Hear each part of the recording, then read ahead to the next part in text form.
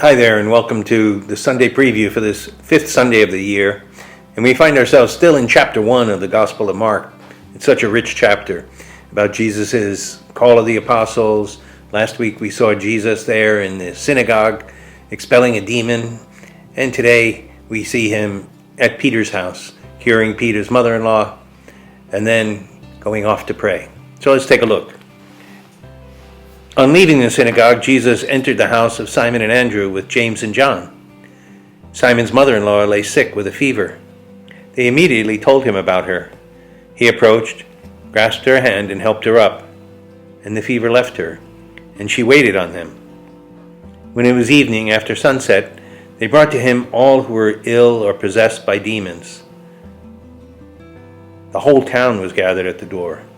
He cured many who were sick with various diseases, and he drove out many demons, not permitting them to speak, because they knew him. Rising very early before dawn, he left and went off to a deserted place where he prayed. Simon and those who were with him pursued him, and on finding him said, "Everyone is looking for you." He told them, "Let us go on to the nearby villages, that I may preach there also.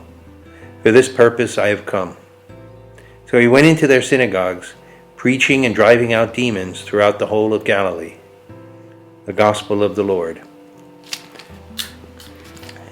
As I said, last week we saw Jesus in that confrontation with the demon-possessed man in the synagogue.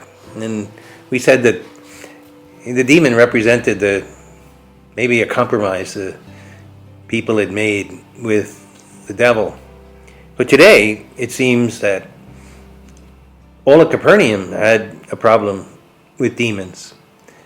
And maybe that represents that so many of them had sold out. So many had given in to sin. So many had made a deal with the devil, right? And he took advantage of it. It seems like the whole town has a real struggle with this evil that's all around them. And they're helpless to fight it off. They've learned to live with it. And maybe that's the way it is with us as well, that, we find ourselves in a culture where we're not very comfortable, where we see so much evil and sin. And it's easier for us to concede and to give in and give up the fight because we feel helpless. But when Jesus comes on the scene, everything changes. You can just imagine that little house where Peter lived and with his mother-in-law and his wife, and people coming to the door, hauling sick people and people possessed, and Jesus very calmly telling them to be quiet because they knew who he was. They were trying to control him. The demon was fighting back, but Christ had the power over them all. In the morning, Christ goes off to pray.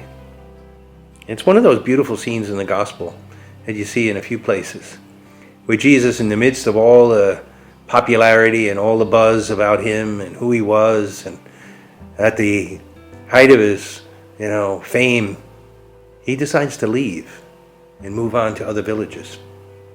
He says because that's what he's come for. And to me, it's always meant that Jesus took time in prayer to ask the Holy Spirit, what next? What do we do? Where do we go? What does God the Father want as a next step? I suppose there were some people in Capernaum who were disappointed that he had left. And I suppose it would have been easy for Jesus just to stay there a long time and let his fame spread throughout the whole region, and people would come from all over on pilgrimage. But instead, Jesus went out to their towns. He brought his healing power out to them. And that's an encouragement for all of us, because Christ is coming to encounter each one of us. Christ is looking for us. Christ wants to expel whatever evil, whatever demons that we've made a deal with. He wants to free us. He wants to heal us. The question for us is, do we want to let Jesus in? Do we want to invite him into our town?